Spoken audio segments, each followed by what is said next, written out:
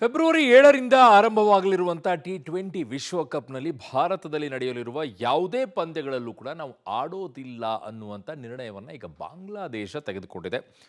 ಅಲ್ಲಿ ಕ್ರಿಕೆಟ್ ಮಂಡಳಿ ಹೇಳಿದೆ. ತನ್ನ ಆಟಗಾರರು ಹಾಗೂ ಆಯೋಜಕರ ಜೊತೆಗೆ ಸಭೆ ನಡೆಸಿದ ಬಳಿಕ BCB ತನ್ನ ನಿಲುವನ್ನು ಪ್ರಕಟಿಸಿದೆ. ಭಾರತದಿಂದ ತನ್ನ ಪಂದ್ಯಗಳನ್ನು ಶಿಫ್ಟ್ ಮಾಡಬೇಕು ಅಂತ ಡಿಮ್ಯಾಂಡ್ ಮಾಡಿತ್ತು ಬಾಂಗ್ಲಾ.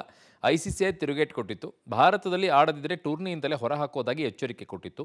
ಈ ಎಚ್ಚರಿಕೆಯ ಬೆನ್ನಲ್ಲೇ ಟೂರ್ನಿಯಿಂದ ಹಿಂದೆ ಸರಿಯೋದಾಗಿ ಬಾಂಗ್ಲಾದೇಶ ಹೇಳಿದೆ. ಬಾಂಗ್ಲಾದೇಶ ಬದಲು ಸ್ಕಾಟ್ಲೆಂಡ್ಗೆ ICC ಅವಕಾಶವನ್ನು ನೀಡುವ ಸಾಧ್ಯತೆಗಳಿವೆ. ಬಾಂಗ್ಲಾದೇಶದ ಬಹಿಷ್ಕಾರದ ಮಧ್ಯೆ ಪಾಕಿಸ್ತಾನವೂ ಕೂಡ ವಿಶ್ವಕಪ್ ಬಹಿಷ್ಕಾರ ಮಾಡೋ ಬೆದರಿಕೆಯನ್ನು ಒಡ್ಡಿದೆ.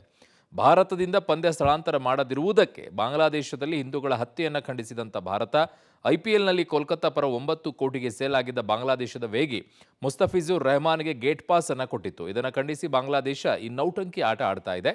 ಈ ನೌಟಂಕಿಗೆ ಪಾಕಿಸ್ತಾನ ಕೂಡ ಸಾಥ್ ಕೊಟ್ಟಿದೆ. T20 ವಿಶ್ವಕಪ್ ಬಹಿಷ್ಕರಿಸುವ ಬೆದರಿಕೆಯನ್ನು ಒಡ್ಡಿದೆ. ಏನು ಅವ್ರು ಆಡದೇ ಇದ್ರೆ ಏನು T20 ಕಪ್ ವಿಶ್ವಕಪ್ನೇ ಆಗೋದಿಲ್ವಾ? ಅಯ್ಯೋ, ಯುವಕರು ನಂಬ್ಕೊಂಡ್ಬಿಟ್ಟು ವಿಶ್ವಕಪ್ ಆಡಿಸ್ಬೇಕಾ? ಆಡುವಂಥ ಮೊದಲು ಆ ದೇಶದಲ್ಲಿ ಏನಾಗಿದೆ ಅದನ್ನು ಸುಧಾರಣೆ ಮಾಡ್ಕೊಳ್ಳಿ ಫಸ್ಟು. ಇನ್ನೊಬ್ಬರನ್ನ ಹೆಂಗೆ ನೋಡಬೇಕು ಹಂಗೆ ನೋಡೋದನ್ನು ಕಲ್ತ್ಕೋಬೇಕು, ಆಮೇಲೆ ಆಟ ಆಡೋಕ್ಕೆ ಬರಬೇಕು.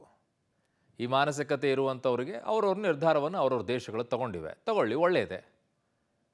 ಏನು ಮಾಡಬೇಕಾಗಿದೆ? ಬೇರೆದವ್ರಿಗೆ ಅವಕಾಶ ಸಿಗುತ್ತೆ, ಬೇರೆ ದೇಶಗಳು ಬರುತ್ತೆ. ಇವ್ರಿಗಿಂತಲೂ ಇನ್ನೂ ದೊಡ್ಡ ಮಟ್ಟದಲ್ಲೇ ಬರ್ಬೋದಲ್ಲ ಆ ದೇಶಗಳು, ಅವಕಾಶ ಸಿಕ್ಕರೆ ಬರ್ಬೋದೇನೋ.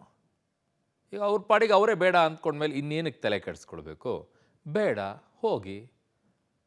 ಆ ಕಡೆಗೆ ಪಾಕಿಸ್ತಾನ ಆಯಿತು ಬಿಡಿ, ಕಳ್ಕೊಳ್ಳೋದು ಏನಾಗಬೇಕಾಗಿದೆ? ಯಾರಿಗೇನು ನಷ್ಟ ಆಗಬೇಕಾಗಿದೆ?